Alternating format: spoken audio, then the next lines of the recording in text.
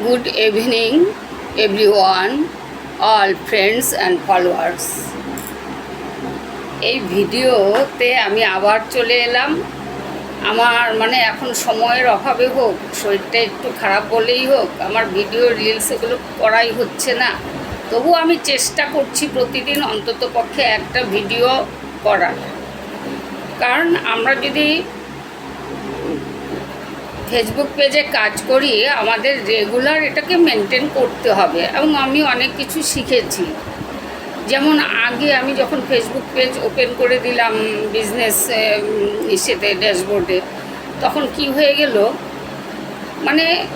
আমার ছবি, আমার ভিডিও সবাই দেখতে পাচ্ছে এবং অনেকে আমাকেই পাঠাচ্ছে হোয়াটসঅ্যাপে, মেসেঞ্জারে। আমি ভাবলাম এটা কি হচ্ছে রে ভাই, তো গণ্ডগোল। আমার কত বছরের পুরানো ছবি সব, কত বিজনেস সেমিনার, কত রকমের ছবি সব আমার এগুলো, আর সবাই সব কিছু দেখে নিচ্ছে।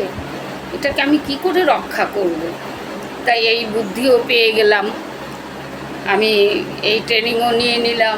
ফেসবুকে এক বোনের ভিডিও দেখে যে কি করলে এটাকে অফ করা যায়, আমি সেটা করলাম। করার পরে দেখলাম বাহ, খুব শান্তি।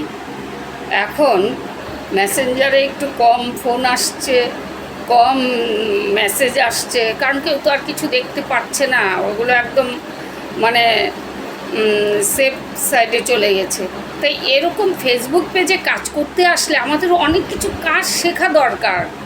আমি যেমন কিছুই জানতাম না কাজ, ফেসবুক কি করে চালাতে হয়, করতে হয় সেটাও ভালো করে জানতাম না। তা অফ টাইমে একটু বসে কুটুর কুটুর করে এগুলো আমি শিখেছি। আমি খুবই সাধারণ একজন লেডি, একদম সর্বসময় কর্ম নিয়ে বিজি। অনলাইনের এই ব্যাপারগুলোকে আমি গুরুত্বই দিইনি।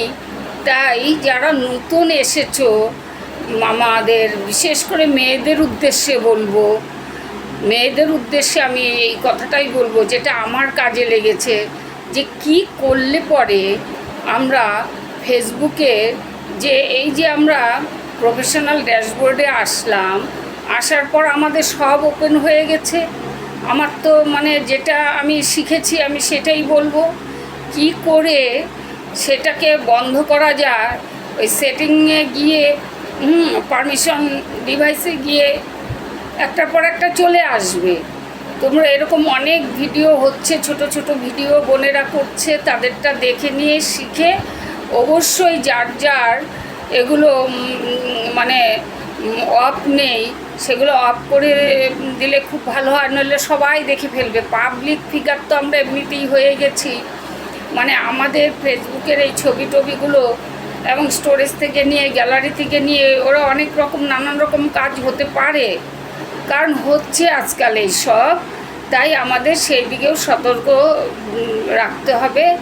এবং আমাদের যদি আমরা ফেসবুক রুলসগুলো মেনটেন করে পরপর আমরা কাজ করে যাই, তাহলে আমি দেখছি একটার পর একটা শুধু পেয়েই যাচ্ছি রেকগনেশন। এই উইকের জন্য আবার হয়ে গেলাম ডিজিটাল ক্রিয়েটর এবং কনভারসেশন স্টার্টার, আবার কি পেলাম, 220 পয়েন্ট পেলাম। আমি কিন্তু এখনও এগুলো এই যে পাচ্ছি, এগুলোর ভ্যালুটা কিন্তু আমি বুঝছি না এখনও, যে এগুলো কি। এটা আমার 1 মান্থের অভিজ্ঞতা, এবং আরও সামনের দিকে হয়তো আরও অনেক কিছু শিখে যাব। তা প্রতিদিনই এরকম নানান রকম অদ্ভুত হচ্ছে। আমি আগেই বলেছি, আমার পরিচয় আমি আগেই দিয়েছি, যে আমি ডিরেক্ট সেলিং মার্কেটিংয়ে আছি। আমাকে সবসময় বিজি থাকতে হয়, সেইখান থেকে সময় বের করে নিয়ে আমি এগুলো করছি। এই যে আমি ভিডিও ছাড়ছি, রিল ছাড়ছি, কোনো কিছুই কিন্তু এডিটিং কিচ্ছু না। কম্পিউটারের সামনে মোবাইলটা ধরে আমি জাস্ট যেমন সবার সঙ্গে গল্প করি, তেমনি ফেসবুক ফ্রেন্ডদের সাথেও আমি একই রকম গল্প করি নর্মালি। আদার্স তার জন্য যে আমাকে এক্সট্রা কিছু করতে হচ্ছে, আমি কিন্তু তা করছি না। যখন প্রয়োজন পড়বে ফেসবুকেই সতর্ক করে দেবে। কি এই যে যেমন হ্যাশট্যাগ ইউজ করা, সেটাও আমি জানতাম না। 3 দিন থেকেই আমাকে সমানে ফেসবুক থেকেই জানান দিচ্ছে যে আমি এখন হ্যাশট্যাগ ইউজ করতে পারি, এবং সামনে আসছে, তাও আমি ইউজ করছিলাম না। বাট গতকাল যখন আমি ট্রাই করলাম, অটোমেটিকই হ্যাশট্যাগ ইউজ করাও শিখে গেলাম, এই এফবি থেকেই কিন্তু সব হয়ে যাবে, মানে এফবি রুলসগুলো মেনটেন করে। আমার কিন্তু এখনও স্টার আয়ুর্বেদ নিউ ডায়মন্ড গ্রুপে হ্যাশট্যাগের এখনও আসেনি, কিন্তু ফেসবুক পেজে চলে এসেছে। মানে ফেসবুক পেজে অনেক কিছু চলে আসছে, জানি না এরপরের উইক চ্যালেঞ্জ আমার জন্য কি অপেক্ষা করছে। মানে আমি তাই ভাবছি এরপরেরটা আমি কিভাবে কমপ্লিট করব।